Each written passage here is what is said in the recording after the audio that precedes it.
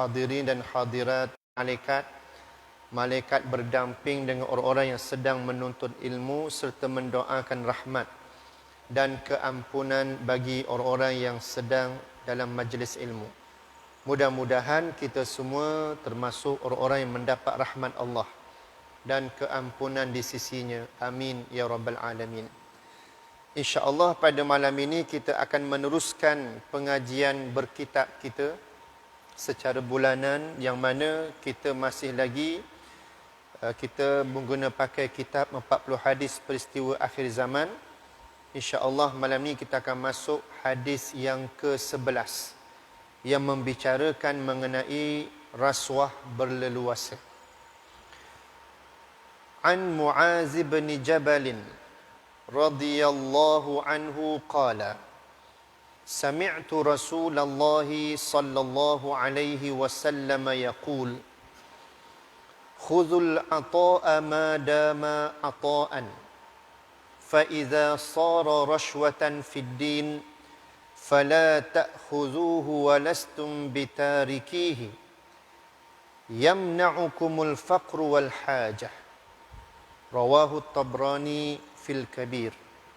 Maksudnya daripada Mu'az bin Jabal radhiyallahu anhu berkata, aku telah mendengar Rasulullah sallallahu alaihi wasallam bersabda, ambillah pemberian itu selama ia masih sebagai pemberian. Tetapi apabila ia telah menjadi rasuah dalam pandangan agama, maka jangan kamu mengambilnya. Namun kenyataannya kamu tidak akan dapat meninggalkan rasuah itu kerana kamu takut fakir dan kamu sangat berhajat untuk mengambilnya. Hadis riwayat Tabrani dan Abu Nuaim. Keterangan hadis. Di akhir zaman rasuah akan menjadi dan makin menjadi dalam kehidupan bermasyarakat, dan wang mempunyai kuasa untuk membeli pangkat dan juga kedudukan, dan wang juga diperlukan untuk mendapat kemudahan dari pihak yang berpangkat dan berkuasa. Wang telah menjadi Tuhan yang disembah oleh setiap orang yang tamak dan rakus. Dalam keadaan yang sebegini rupa, orang sudah tidak mempedulikan sesiapa lagi. Maka musnahlah akhlak dan runtuhlah segala budi. Dan yang wujud hanyalah kezaliman dan penindasan dari setiap lapisan terhadap lapisan yang memerlukannya. Hadis yang kita baca pada malam ini kelihatan pendek, tetapi ianya mengandungi makna yang besar yang mempengaruhi bagaimana penyakit ataupun perkara yang disebut oleh Nabi dalam hadis ini menjadi suatu ibarat macam kanser ataupun barah yang bertapak dalam kehidupan manusia, kerana penyakit ini ialah penyakit yang membawa kepada kesedapan. Maksud penyakit tadi ialah penyakit amalan rasuah yang membawa kepada keruntuhan tamadun manusia dan juga keruntuhan nilai modal insan ataupun hilangnya akhlak dan jati diri. Dan inilah kehidupan yang membelenggu kehidupan manusia selagi mana mereka ini jauh hubungan mereka dengan Allah Subhanahu wa taala. Sebab itulah Allah Subhanahu wa taala mengutuskan nabi-nabi dan rasul-rasul dalam membawa wahyu yang Allah taala turunkan untuk melakukan dua misi yang besar. Sebagaimana yang difirmankan Allah, walaqad ba'atsna fi kulli ummatir rasulan an i'budullaha wajtanibut taghut. Sesungguhnya kami Allah telah mengutuskan pada setiap umat itu adanya rasul-rasul yang membawa dua misi ataupun dua tanggungjawab. Yang pertama, ani'budullah, ajak manusia sembah Allah. Yang kedua, memastikan manusia tidak melampaui batas, wajtanibut taghut. Taghut ialah perkara yang melampaui batas, yang merangkumi perbuatan-perbuatan yang menyimpang daripada apa yang diperintahkan Allah ataupun apa yang dipolisikan Allah Ta'ala dalam kehidupan kita, yang bersifat peraturan, yang menghalalkan yang haram,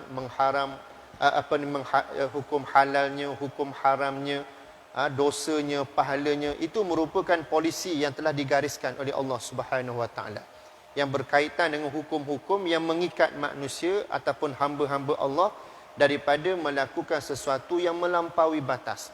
Namun apabila perbuatan manusia itu melakukan perbuatan seperti menghalalkan yang haram, maka ia melampaui batas, dinamakan perbuatan taghut. Apabila mengharamkan yang halal juga termasuk perbuatan taghut. Ataupun melakukan kecenderungan mereka melakukan perkara-perkara dosa, bahkan melakukan dosa pun disifatkan sebagai perbuatan yang melampaui batas. Maka semuanya itu adalah perkara-perkara yang mesti dibendung oleh nabi-nabi dan rasul-rasul yang dinyatakan Allah pada ayat tadi. Namun sebab itulah apabila nabi-nabi dan rasul-rasul melaksanakan dua agenda ini, maka di sana akan membawa kepada kehidupan manusia yang selamat dan sejahtera. Termasuklah dengan kerasulan Nabi Muhammad sallallahu alaihi wasallam yang dinyatakan Allah, wa ma arsalnaka illa rahmatan lil alamin, dan tidaklah kami utuskan engkau wahai Muhammad sallallahu alaihi wasallam melainkan untuk membawa rahmat kepada seluruh alam. Rahmat yang dimaksudkan itu ialah acuan hidup yang jelas dan benar yang dinamakan dinul Islam, agama Islam, yang membawa petunjuk dan bimbingan dalam kehidupan manusia. Sebagaimana yang telah kita sedia maklum, Islam itu terikat dengan maqasid asy-syar'iyyah. Adanya maqasid, tujuan-tujuan syariat yang difardukan, yang diwajibkan. Bertujuan untuk apa dia? Hifzuddin, nak jaga agama. Hifzul nafs, menjaga nyawa. Hifzul akal, menjaga kewarasan akal. Hifzun nasab, menjaga kesucian nasab keturunan. Hifzul mal, menjaga kesucian harta. Maka disebabkan dalam nak jaga semuanya ini, di sana ada hukum-hukum, peraturan-peraturan yang dinamakan syariat. Maka termasuklah dalam nak jaga harta itu ialah diharamkan rasuah, diharamkan amalan rasuah. Sebagaimana Allah Ta'ala menukilkan ataupun menyatakan banyak dalam Al-Quran ayat-ayat yang berkaitan dengannya. Dan juga Nabi SAW telah nyatakan hadis-hadis yang banyak berkenaan dengannya. Maka di antara ayat yang Allah Ta'ala nyatakan berkaitan dengan haramnya amalan rasuah itu ialah banyak melalui perintah-perintah Allah, seperti mana yang disebut ataupun yang berbunyi, a'udzubillahi minasyaitonirrajim, samma'una lilkadzibi akaluna lis-suht, yang bermaksud mereka sangat suka mendengar berita-berita dusta dan sangat suka memakan segala yang haram, yakni rasuah dan sebagainya. Ini ayat dalam surah Al-Ma'idah ayat 42 dalam menceritakan ataupun mendedahkan kepada kita bahawa ini ialah perbuatan yang dimaksudkan mereka itu golongan ahli kitab. Golongan orang-orang Yahudi ahli kitab. Bila sebut ahli kitab ni apa dia? Orang agama. Orang-orang yang ada ilmu. Orang yang bergelar ustaz. Orang yang bergelar agamawan. Maka tuan-tuan alim kalangan ahli kitab ni, di kalangan mereka ni telah melakukan sesuatu perbuatan yang melampaui batas, dengan berkepentingan untuk keuntungan dunia yang sedikit. Sanggup mereka melakukan sesuatu yang batil, seperti menyogok, menyogok hakim-hakim ataupun qadi-qadi dalam menjatuhkan hukuman akan sesuatu kesalahan ataupun sesuatu perkara itu, dengan mereka menyogok ataupun dengan memberikan sejumlah sesuatu yang bernilai untuk mendapatkan suatu pelepasan daripada dijatuhkan hukuman. Ini di antara perbuatan mereka yang berlaku di kalangan siapa? Agamawan, ahli kitab, di kalangan orang-orang Yahudi. Antaranya disebut siapa dia? Ka'ab bin Ashraf. orang Yahudi ahli kitab yang terkenal, yang juga bangsawan, yang juga berpengaruh. Namun bila mana sesuatu hukuman yang cuba dijatuhkan ke atasnya ataupun ke atas sesiapa yang ada kaitan dengannya ataupun kaum kerabatnya, maka dia menyogok hakim-hakim. Ini ada diriwayatkan. Menyogok qadi-qadi dalam menjatuhkan hukuman. Maka ini kaitan dengan Allah mendedahkan berkenaan dengan amalan rasuah ataupun amalan yang merupakan pengambilan sumber yang haram, yang boleh merosakkan jati diri manusia. Kenapa? Sebab bila mana manusia mengambil sumber yang haram, maka ia bersifat jadi darah daging. Kan Nabi sebut, ayyul lahmin nabata minal haram fannaru awla bih.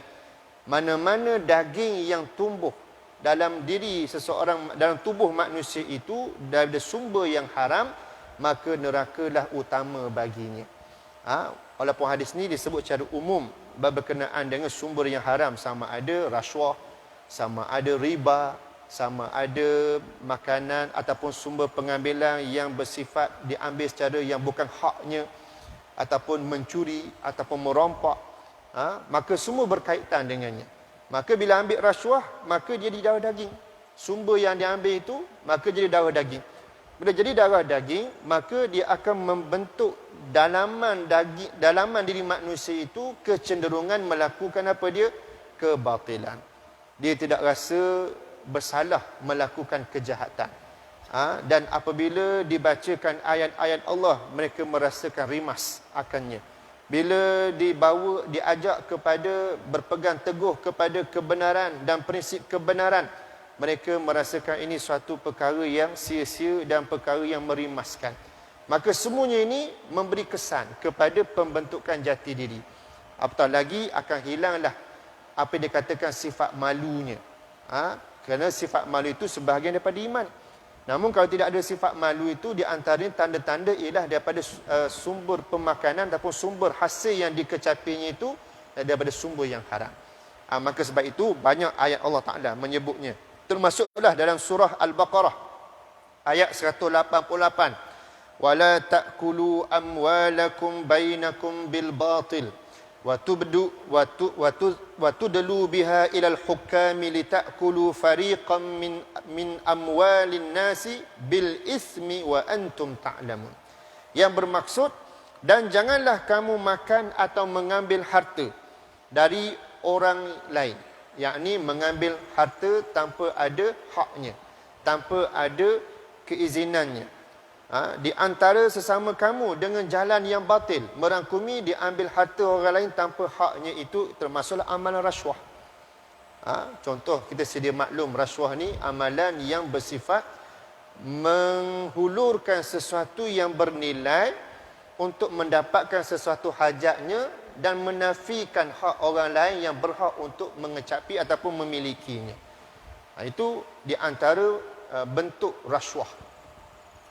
Bentuk rasuah, membawa kepada suatu kefahaman itu telah menafikan hak orang lain dengan kita menggunakan satu gerak kerja untuk merampas hak orang lain dengan cara yang batil. Sebagaimana yang disebut oleh Allah pada ayat tadi, wala ta'kulu amwalakum bainakum bil batil. Maka semuanya ini pernah dilakukan oleh siapa? Golongan Yahudi ahli kitab.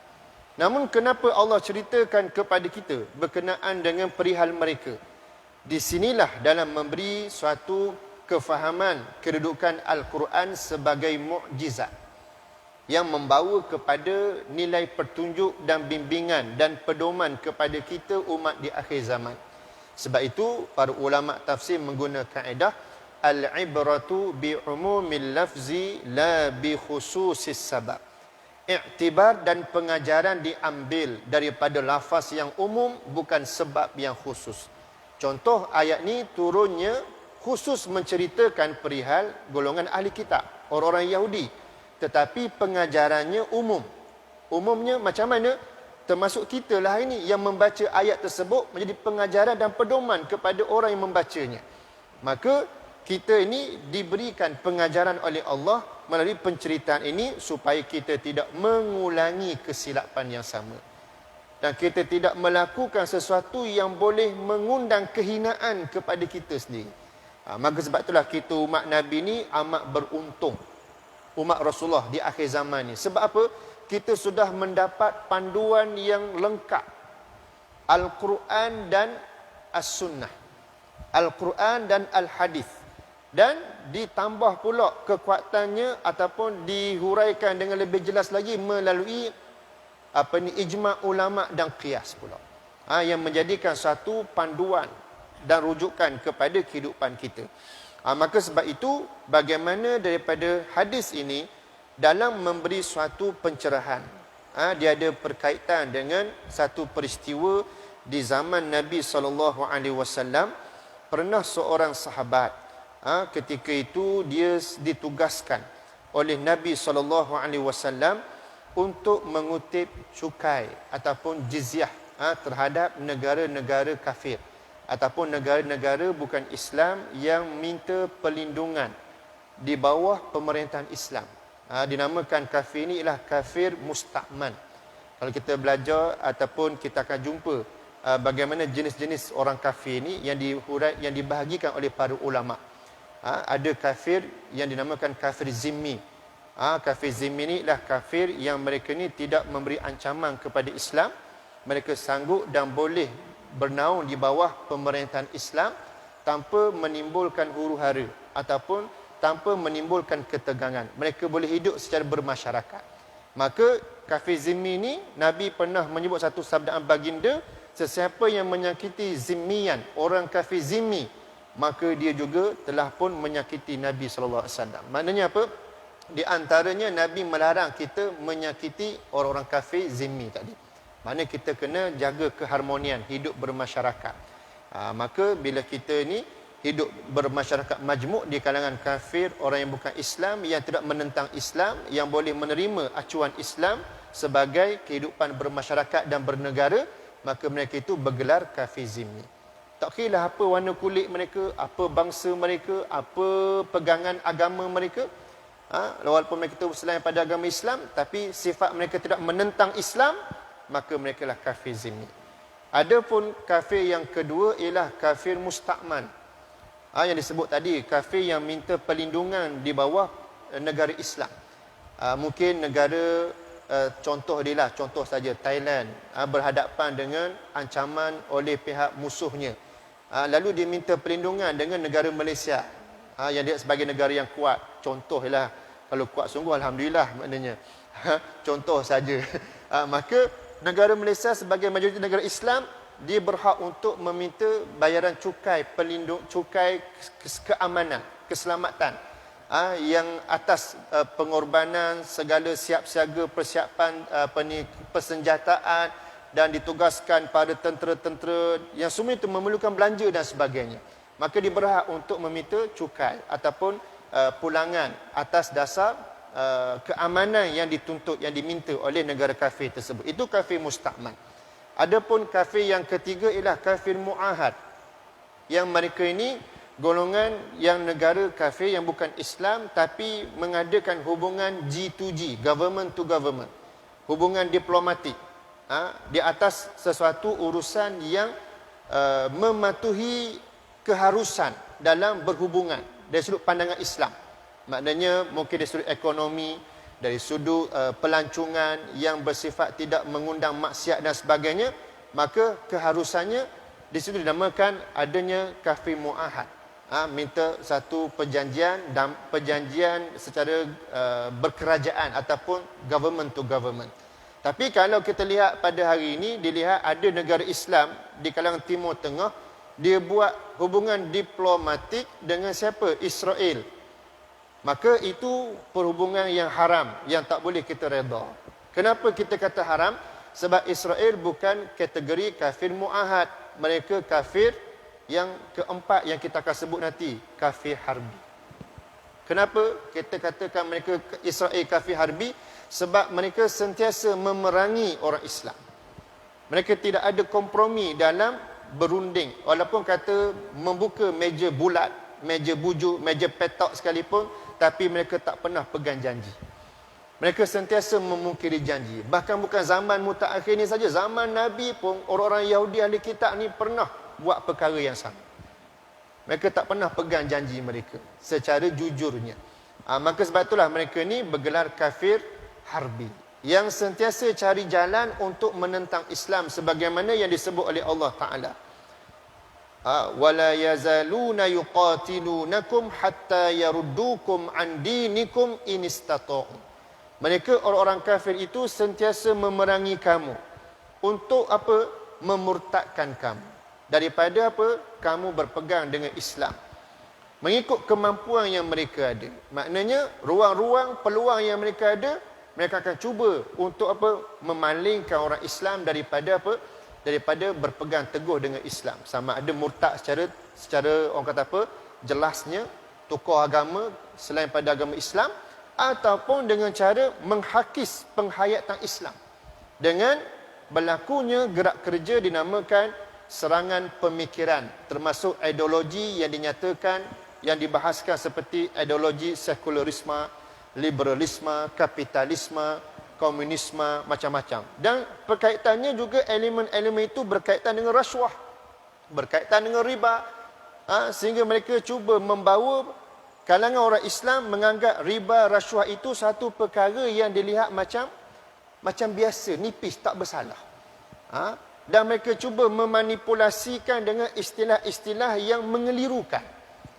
Ini bukan satu perkara yang baru. Bahkan perkaitan tadi pernah sahabat Nabi ketika kutip cukai tadi yang kita nak bicarakan tadi, bagaimana ketika itu dia datang bertemu dengan Nabi, sahabat Nabi ini. Lalu telah menyatakan, wahai Rasulullah, sesungguhnya saya telah bawa ini hasil kutipan cukai. Dan ini untuk hasil kutipan cukai, dan ini ialah apa yang dihadiahkan kepada saya. Dia beritahu gitu. Kalau sahabat ni dia jujur. Dia tak macam orang zaman learning. Bahagian dia susuk pucil selalu. Kilah tu. Tak royak dah. Dapat berapa bahagian, berapa persen. Tak royak dah. Itu bahaya tu. Bahagian hadiah-hadiah. Dia kata apa? Hadiah ni untuk saya. Dia khabar depan Nabi. Maka Nabi SAW menegur perbuatannya itu.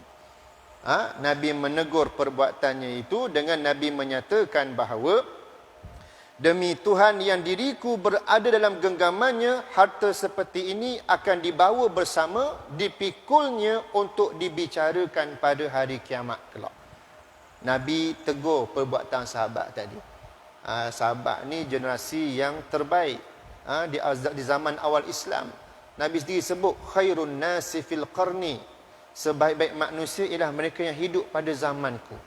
Sebab mereka beriman dengan ajaran Nabi, beramal, menghayati dan berjuang dengan apa yang diajarkan Nabi SAW. Maka sahabat tadi jujur dia. Waktu itu menjadi sabit kepada dapat satu ilmu sabdaan Nabi SAW. Itu rahmatnya hidup bersama dengan Rasul utusan Allah pada saat itu. Adanya kesilapan berlaku, maka akan berlaku penurunan atau penyampaian ilmu secara langsung yang bersifat satu bimbingan. Maka sahabat pada waktu itu ditegur oleh Nabi SAW.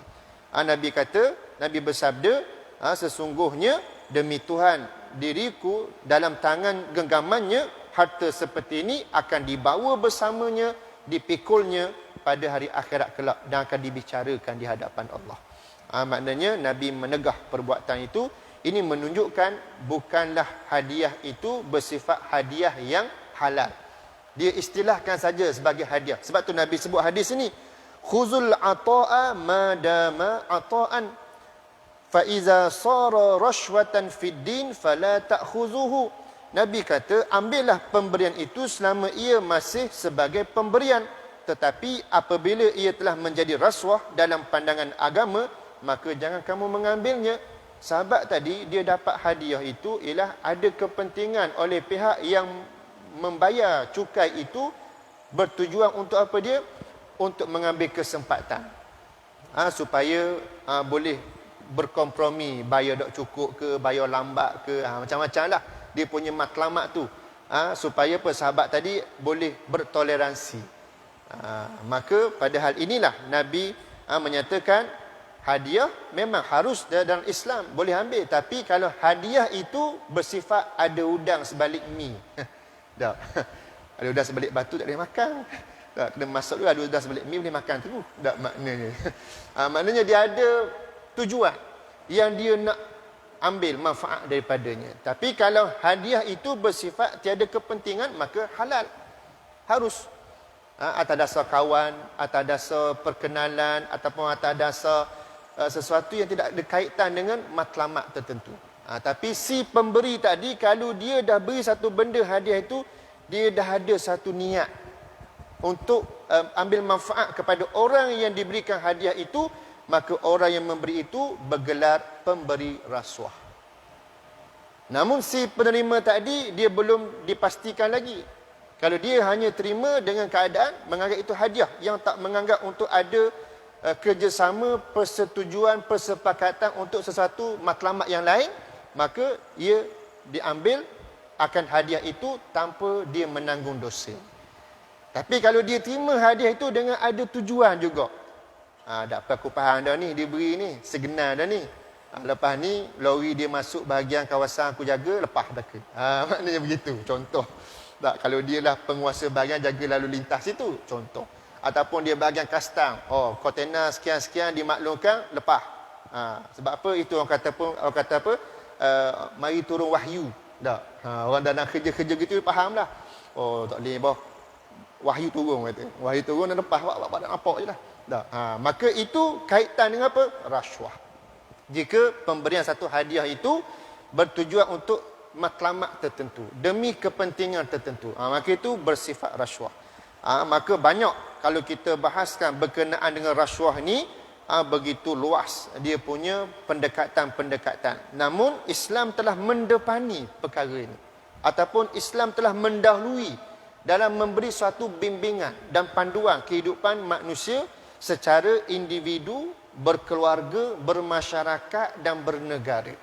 Yang mana kesemuanya telah untuk menjaga dan melindungi, prevention and precaution, mencegah dan melindungi kalangan umatnya supaya apa? Kehidupan mereka dalam mencapai kesejahteraan. Bila diharamkan rasuah, dia akan mencapai kesejahteraan seperti apa? Boleh mengelakkan daripada permusuhan, boleh mengelakkan daripada penindasan, kezaliman berlaku. Sebab bila rasuah ni dia boleh menafikan hak orang yang berhak untuk mendapatkannya, tapi bila diberi rasuah, orang yang berhak terhalang, orang yang tak berhak dapat ambil. Maka itu di antaranya untuk pembelaan ataupun pencegahan daripada berlakunya penindasan. Dan yang ketiga ialah untuk memberi kesucian jati diri manusia. Sebab manusia bila dia mengambil dari sumber-sumber yang haram, maka dia akan cenderung melakukan kejahatan. Orang kata apa? Hati perut busuk. Tak, hati perut jahat. Maknanya terbentuk dan terbina daripada apa dia? Sumber-sumber yang haram. Maka gelak perut, gelak hati, orang tua kata. Bila gelak perut, gelak hati ni, kabur gajah rimau dak degih dah. Dan dia kata lah dia nak. Dan dia kata bibi lah. Inilah seperti mana golongan yang digelar oleh Allah, golongan yang ada penyakit nifak dalam diri mereka, dan juga yang juga terjerumus kepada kritikalnya kepada lembah kekufuran. Fi qulubihim maradun fazadahumullahu marada. Dalam hati mereka itu ada penyakit, lalu mereka tak bendung penyakit tadi, lalu bertambah sakitlah hati mereka. Bila dah bertambah sakit hati, mereka dalam keadaan apa? Tidak lagi rasa bersalah melakukan dosa. Tak rasa bersalah melakukan kesilapan dan melanggar batas-batas Allah. Apatah lagi mereka merasakan mereka buat kebaikan. Mereka merasakan mereka buat kemajuan. Ini disebut oleh Allah dalam Al-Quran. Wa idza qila lahum la tufsidu fil ard qalu innama nahnu muslihun ala innahum humul mufsiduna walakin la yash'urun. Dan ingatlah apabila diamarankan kepada mereka, diingatkan kepada mereka, dinasihatkan kepada mereka supaya tidak melakukan kerosakan, dengan mereka membawa pendekatan kehidupan rasuah, kehidupan riba, kehidupan yang melihat bercanggah dengan syariat Allah Ta'ala tadi, bila dinasihatkan, diamarankan, ditegur perbuatan mereka, lalu mereka kata apa dia? Qalu innama nahnu muslihun. Kami tak buat kerosakan, kami buat kebaikan. Come on. Begitulah ibarat dia. Kang hilir orang putih, kang barat. Dah. Jiwa penjajah. Relax lah boh. Mana boleh. Zaman ni kan kena ambil riba. Mana tak ambil. Menguntungkan. Dah. Berganda-ganda dapat keuntungan. Nak tunggu 2-3 tahun kelak gambar. Mepeh kita. Ni peluang keemasan. Lalu dia kata inilah kemajuan. Inilah kebaikan. Dah. Seperti rasuah. Kalau tak guna kaedah ni, pak cerah tak boleh projek kita. Dah, contoh maknanya. Dah, ni jumpa pakak-pakak besar, solok. Kenyik mata. Dah, contoh maknanya. Maka tak buat gitu tak boleh projek. Tak buat gitu tak boleh apa yang diinginkan. Namun di sinilah apabila ditegur sikap mereka, orang munafik tadi ada belenggu penyakit nifak, janganlah kamu buat demikian. Mereka kata, kami tak buat kerosakan dengan perbuatan itu. Kami buat kebaikan. Kalau dah buat gitu, susahlah kita. Maka bila mereka dah rasa seronok dengan perbuatan itu tanda apa? Hati mereka sudah gelap. Hati mereka berpenyakit. Hati mereka tak nampak dah kebenaran. Mereka berada pada kebatilan, mereka merasakan mereka betul. Lalu Allah Ta'ala kata apa dia? Ala innahum humul mufsidun walakin la yash'urun. Sesungguhnya mereka itulah hakikatnya yang melakukan kerosakan tapi mereka tidak menyedarinya. Maknanya mereka tak rasa mereka buat silap. Namun dengan perbuatan mereka, dengan amalan rasuah, tengok apa yang berlaku. Kehidupan dalam bernegara, baik di peringkat dunia maupun di peringkat negara kita sekalipun, kalau main penyakit rasuah tak dibendung, memang bahana besar. Contoh dadah yang tak berkesudahan dalam masyarakat kita. Kalau tak sebab penyakit rasuah, dadah takkan lepas masuk dalam negara kita. Tapi sebab ada orang yang diberi amanah mengambil rasuah. Saya tak kata directly, tak tuju pada siapa-siapa, tapi kita sebut itulah situasinya. Di mana sekalipun, jika diberi amanah lalu dia khianat dengan mengambil rasuah, maka kalau lagilah dia bersifat keselamatan dan ancaman negara, maka dia memberi risiko dan ancaman kepada negara. Memanglah tokan-tokan dadah ni sogok beri rasuah bukan sikit. Moga dia tahu dah, keuntungan dia laba berpuluh ganda. Dia bagi puluhan ribu, ratus ribu tu celah gigi je bagi dia. Untuk pihak-pihak berkuasa yang bertanggungjawab menyekat dan menghalang kemasukannya itu.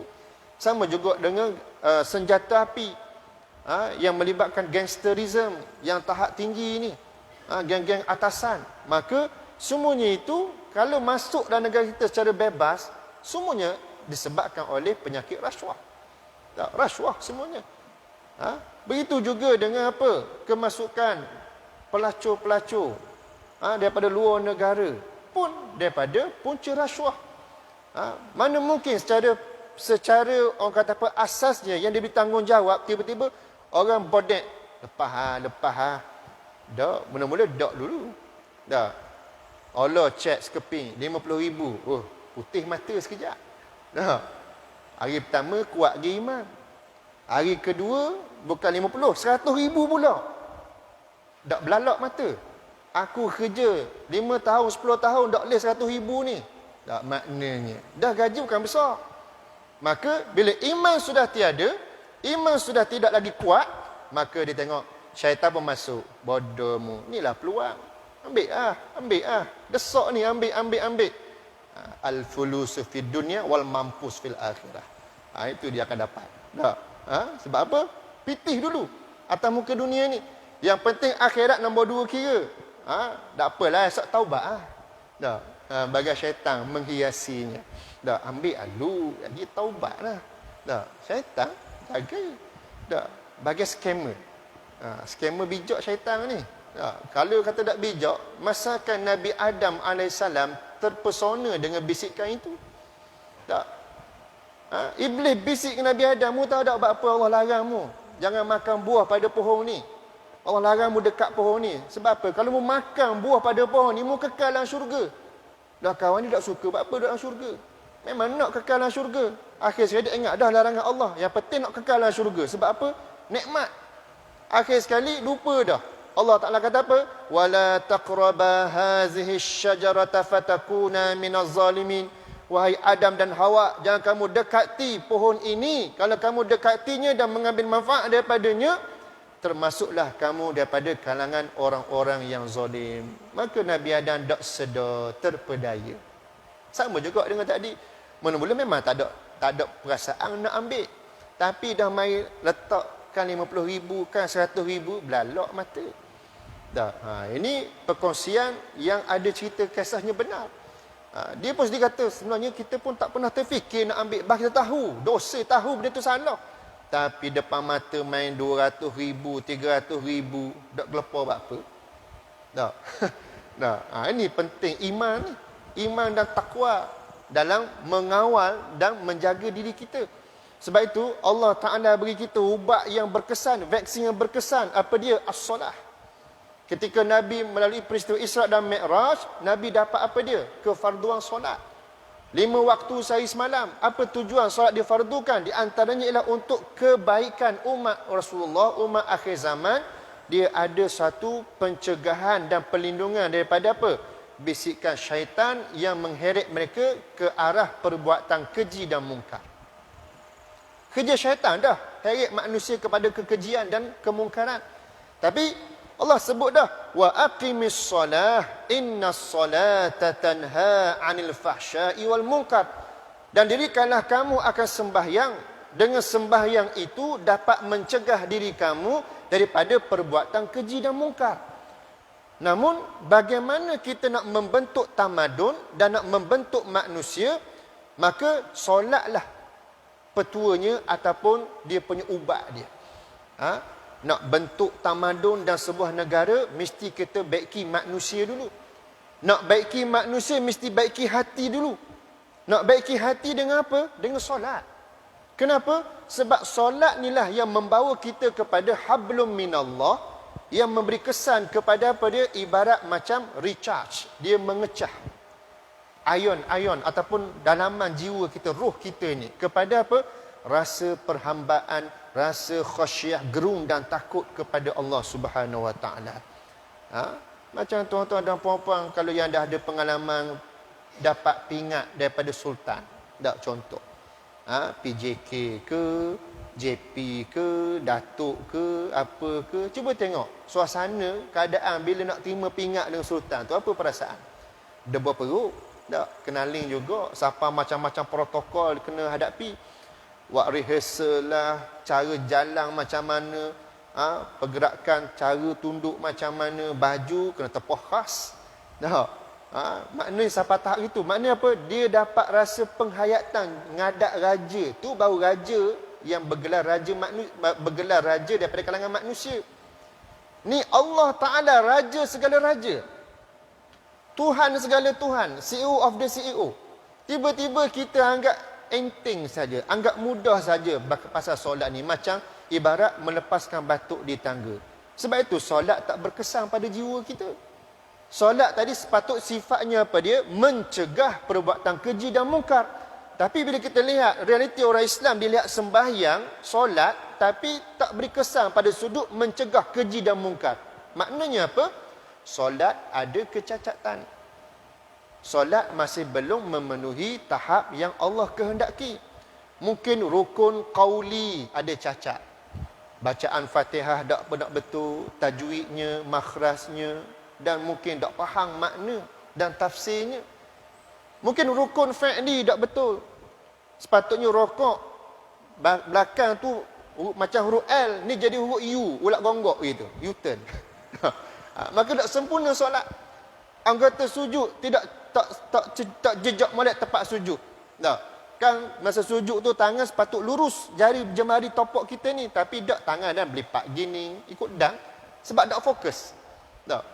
Semayang sujud pula cara orang malas, patut dahi ni Allah kepala jadi gitu. Ada macam-macam model.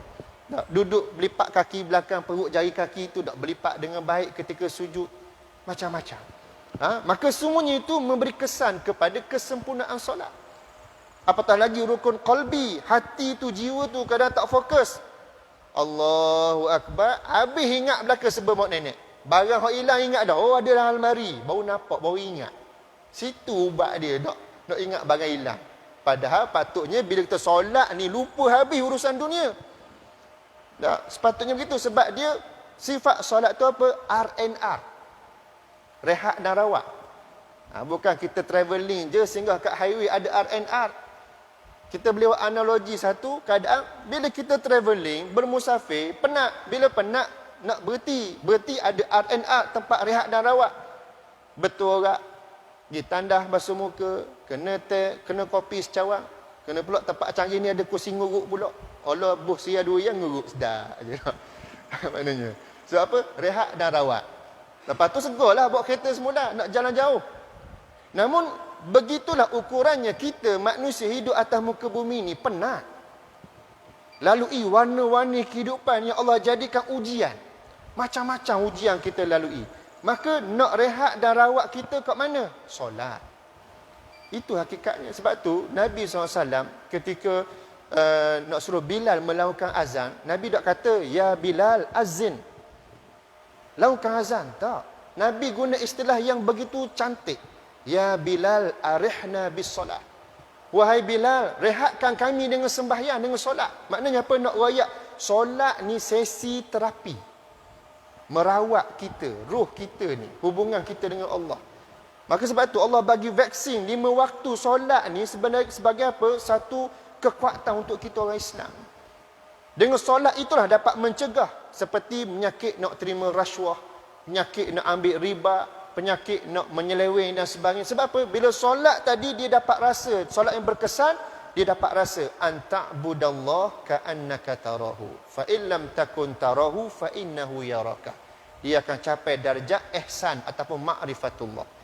Kamu menyembah Allah seolah-olah kamu nampak Allah. Kalau kamu tak nampak Allah, Allah nampak kamu. Maknanya apa? Di situ terbenanya nilai integriti, nilai kejujuran, keluhuran, sifat jujur dan amanah dalam diri manusia. Tak padan tak boleh beri nama kumpulan amanah tu setakat tu semua orang boleh beri nama amanah ke apa ke tak. Ni kejujuran amanah atas individu sifat, bukan nama kumpulan apa. Kalau dah ambil nama kumpulan tak jadi kalau tu orang tak amanah. Yang kita nak ni lah badan kita, empunya diri kita ni jujur. Jujur dengan terbentuknya melalui sifat solat yang sempurna.